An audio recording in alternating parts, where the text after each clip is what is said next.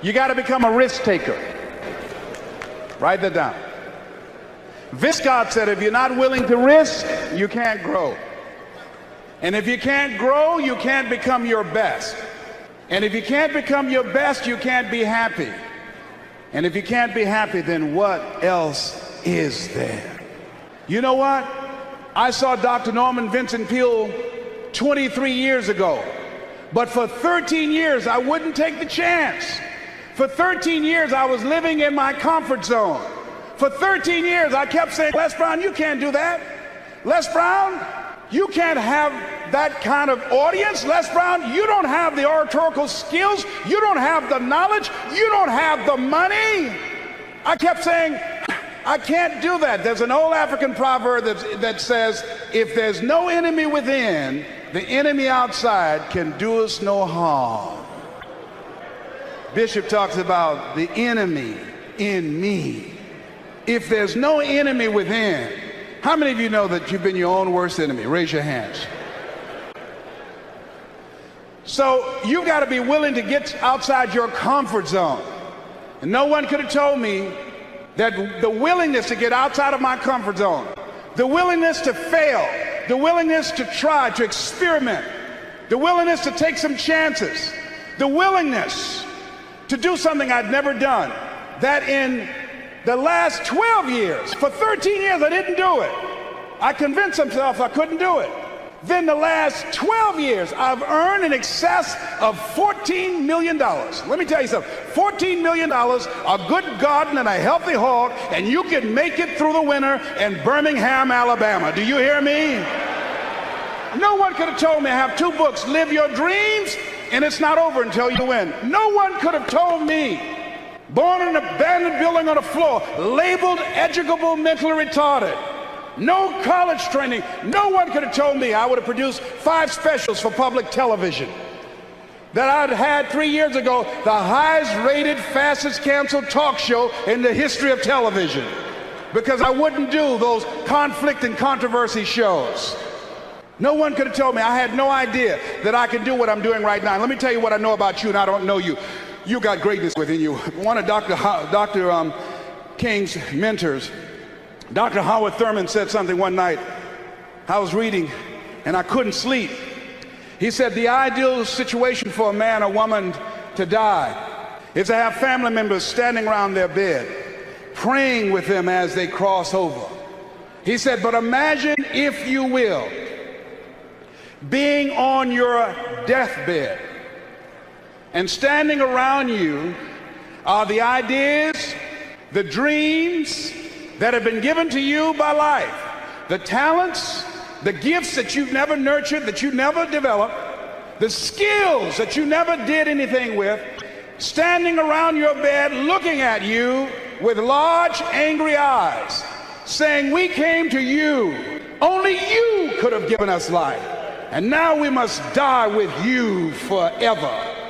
And the question is, if you died now, what dreams, what ideas, what talents, what abilities, what skills, what books, what sermons, what seminars, what businesses will die with you? Miles Monroe said the wealthiest place on the planet is not in the Far East, where they have oil in the ground. It's not in South Africa, where they have diamond mines. He said the wealthiest place on the planet is the cemetery, because there you'll find dreams not pursued, books never written, songs never sung, sermons never delivered, businesses never erected, talents never nurtured, skills never developed. You survived 1 out of 40 million sperms. You were born to win. God wants you to be rich and wealthy and successful and to live the abundant life. You must affirm that for yourself every day. So as you look at yourself, and you look at your life, and you look at your circumstances, as you work on your goals and your dreams, here's some things I want to give you. Write this down. Hold yourself to high standards. See, what if Bishop T.D. Jakes had decided, when he first received the idea of the Manpower Conference, that it could not be? What if he'd allowed that idea to die? We would not be here. See, many of you here, you are pregnant with some ideas. I'm telling you what I know. I will leave here this afternoon, tonight, in 1 hour, doing what I'm doing now. In 1 hour, I'll earn in excess of $150,000. I had no idea that I had the capacity to do what I'm doing right now. You've got genius in you. You're made in the likeness and image of God. You've got greatness in you. You have some special stuff in you. You showed up with it.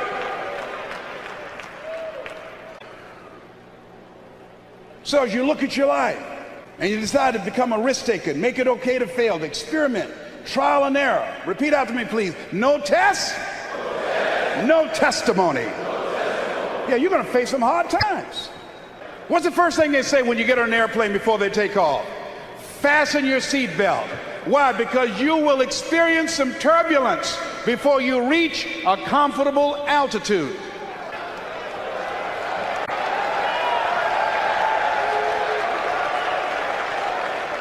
Life was testing me when the man looked at me and said, "You have prostate cancer. Your tumor is too large to have the surgery. We're going to give you radiation seed implants." The most anybody's ever gotten was 90. They gave me 238.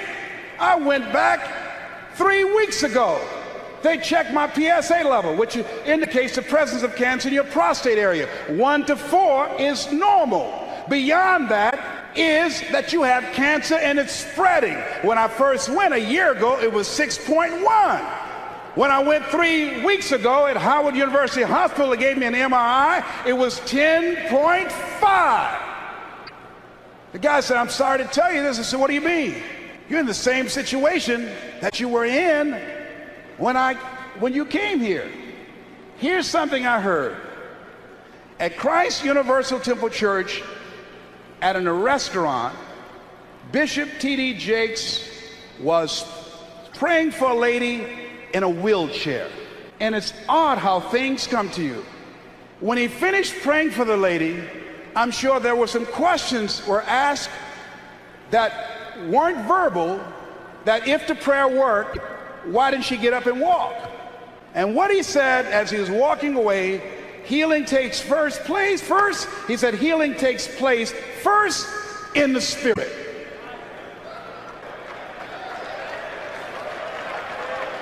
It didn't matter about his numbers. It didn't matter about their diagnosis.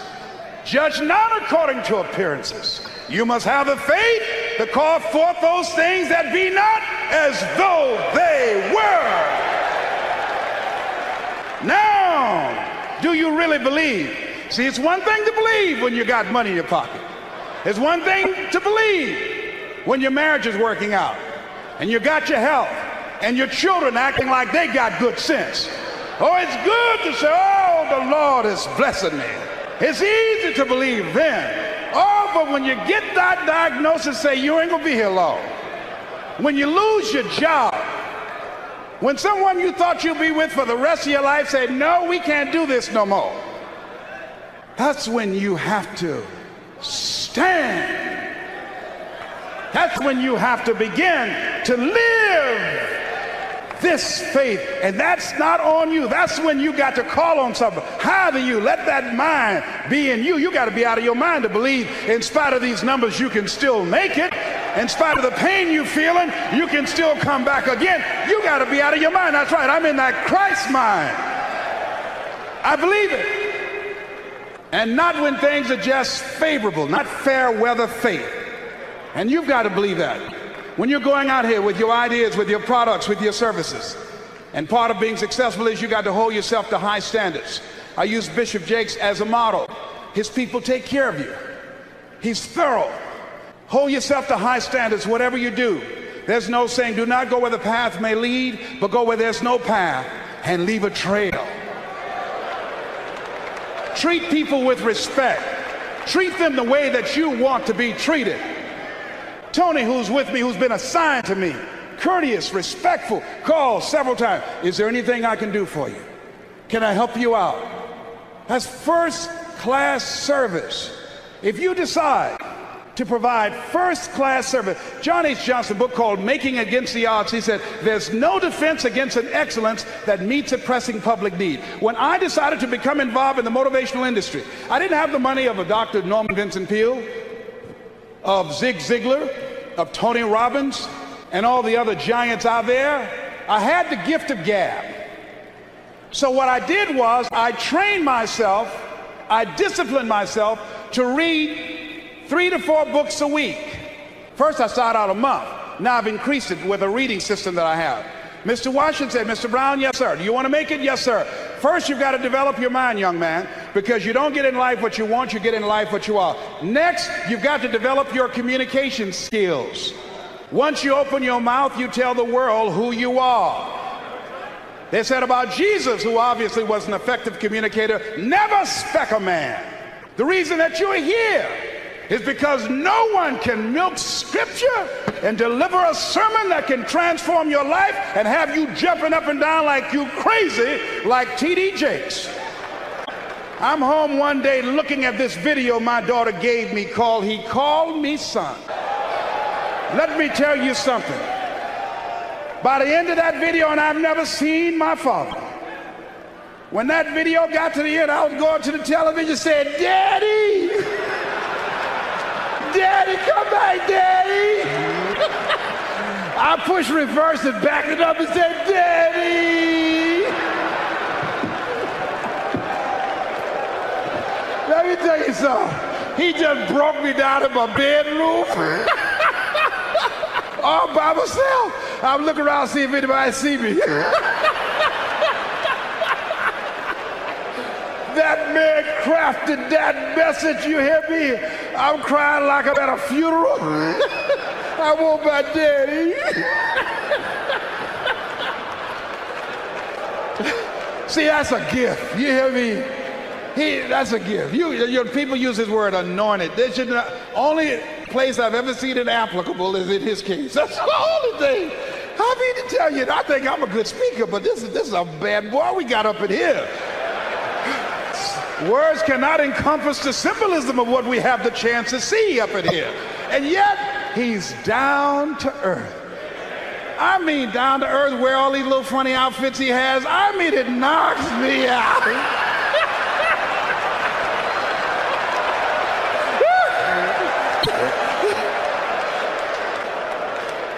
And let me tell you what my daughter said to me. My daughter, my oldest daughter, is on his advanced team. She said, you know what, I was listening to Dion last night, and I think I'm going to call Bishop Jake's daddy too. I said, I wish you would. I mean, I will throw you out here right now and break his leg by calling him daddy. Now here's how I want you to write this down. Write down, take responsibility for your life. Take responsibility for your life. Now that's very important. Remember what Bishop said last night about Adam? Adam, when God asked him what happened, Adam did not want to take responsibility for what he had done. Men have always tried to escape that. So the reason I'm telling you that we got to start owning our stuff as men. Write down the next R, and that is not only responsibility, but be resourceful. A lot of men, I don't have it. I had it, I'll give it. If the women had that kind of attitude, the children would starve to death. The reason that they eat, the reason that they have some place to stay and to lay their heads and have clothes on their backs, because the women decide, I'm going to make it happen no matter what, and they're resourceful. My mama raised 7 without a man. She cooked. She cleaned houses. Here's something else that will cause you to reach your goals when you leave here. Write this down. Reasons, compelling reasons. While you're here, when you make this covenant with God, when you decide to live like a conqueror, when you decide to become more successful, to create wealth, to be a change agent in your community, what is it that can keep you on the straight and narrow, that will cause you to keep your commitment to your commitment? I used to do door-to-door sales with a man named Sam Axelrod. Sam Axelrod was intrigued by me, because when he came to pick me up, he didn't have to blow his horn. I was downstairs waiting for Sam when he came around the corner. And unlike the men that work with him and other young people, when it got dark and Sam blew the horn, everybody ran to the station wagon. And they would do a head count. And they'd say, who's here? So everybody's here except Les. And they say, hey, Les, come on. No, I'm not coming, Sam. Why? I haven't sold anything. No one's sold anything, Les. It's a long run from Liberty City to Overtown. You got to pass the 20th Street Sharks and the 14th Street Gang. The jitneys will stop running soon. I can't stop, Sam, until I sell something. See, my reason for going door to door is different than everybody else. Most people out there trying to make some extra money to party on the weekend, or to buy a new outfit or a new bicycle. The reason that I was working was to take care of my mama. The reason that I was working is because I was working on Miami Beach with my mother. My mama used to fix a kind of sweet potato pie that you couldn't eat with your shoes on.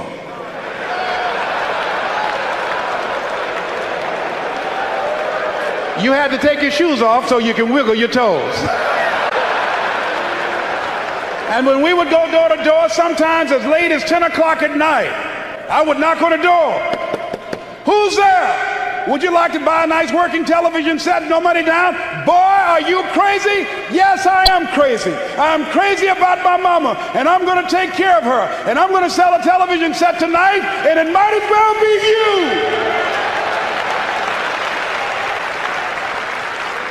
And after a while, somebody would say, come on in there, boy, and that better be a good set. What are the reasons? Write down why you're here at this Manpower Conference. Write down 5 compelling reasons of why you're going to keep your commitment to change your life. Keep your commitment never to go back to the life that you once lived. Keep your commitment to creating wealth for yourself, to taking care of your children, to be more responsible, to manifest Christ in you, in your life, in your community. Keep your commitment to live a life of contribution, to keep your commitment to be a conqueror, and to act like it, and to have authority and dominion over everything in your life. What are those reasons? I got on one of my tapes, if life knocked you down, try and land on your back, because if you can look up, you can get up. Your reasons will help you to get back up again. They'll be your rod and staff to comfort you. So you got to write down 5 reasons on everything that Bishop is saying, and Bishop Merritt and all the different speakers, and the relationship seminar that Brother Lewis Greenup will do. How you will incorporate the principles from this Manpower Conference in your life and live them and manifest them and support them. Now here's one second to the last thing. Let us say together, you got to be hungry. Hold this one. Hold it. Mr. Walsh said, Mr. Brown, what do you want to do? Well, sir, I'd like to be a disc jockey. Mr. Brown, if you want to be a disc jockey, you got to be hungry. What do you mean by that, sir? You've got to be willing to do the things that others won't do in order to have the things tomorrow others won't have. He said you got to work on yourself, develop your mind. You don't get in life what you want, you get in life what you are. Always strive to get on top in life, because it's the bottom that's overcrowded. You got to be hungry. I said, yes, sir, I'm hungry.